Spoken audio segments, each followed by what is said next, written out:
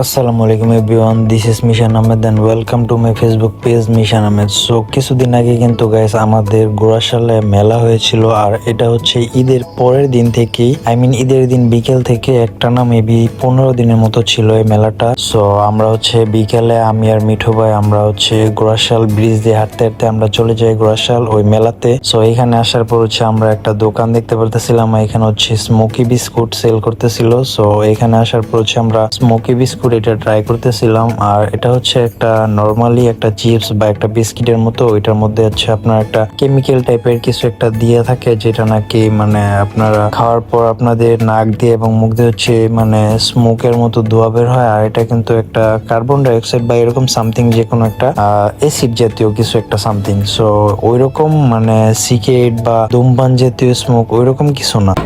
মিঠু ভাই জীবনে স্মোক করছে না, কিন্তু আজকে মেলাতে স্মোকি বিস্কুট খাইতেছে। ভাই দুয়া পারে না কে?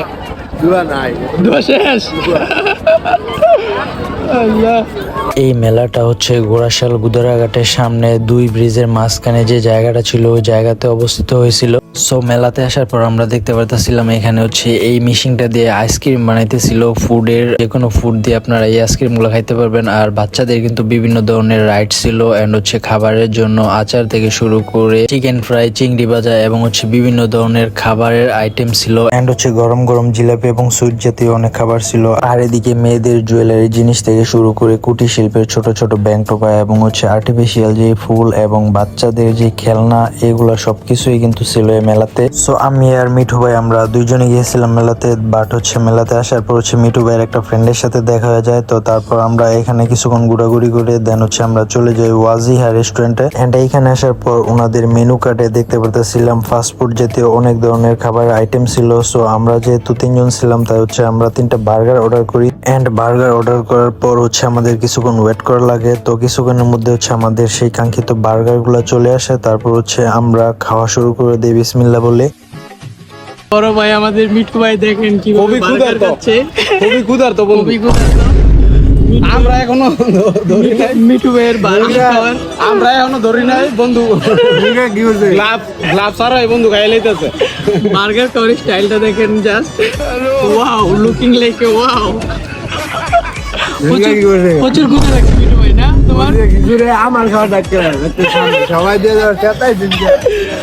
আল্লাহ।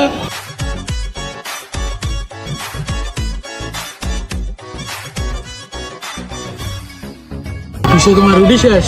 নাও তুমি রুটি নিও, খাও যাও।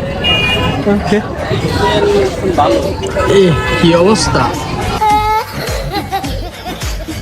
আমার বন্ধু খাতক মিঠু খাইয়ে কি অবস্থা করছে, খাওয়ার কোনো রবিশ নাই। আমিও তো খাইছি, তুমিও তো খাইছো, দেহ যে। আর আমার বন্ধু আঙ্গন তো খাওয়াই খাই লিতেছে। আমরা খাইতে রি না তুই বেশি গাছ কোনটা খিচুড়ির এমনি খাইলি, এটা কোনো কথা হইলো? খিচুড়ি আমার বাগেটা তুই নিচ মসজিদের খিচুড়ি, এটা বেটা বাড়ির খিচুড়ি আছে খিচুড়ি আমাইছি আমরা খাই। ভাই তোমার কিন্তু বিয়ে হইতো না, খাইরুল ভাই তোমার যে কথাটি কইলো। খিচুড়ি আমাইছি এমনি খাই না, খাই আমার হালি বিয়ে করিস খাই না খিচুড়ি এমনি খাবি। সো খাইরুল ভাই কিন্তু একটু ফান করতেছিল মিঠু ভাইয়ের সাথে। তো যাই হোক, এখানে আমরা খাওয়া দাওয়া শেষ করে তারপর হচ্ছে আমরা বাসার উদ্দেশ্যে রওনা হয়ে যাই। সো আজকের ব্লগে আপনাদের সাথে এতটুকুই শেয়ার করলাম। সবাই ভালো থাকবেন এন্ড সুস্থ থাকবেন, দেখা হবে নেক্সট ব্লগে। আল্লাহ হাফেজ।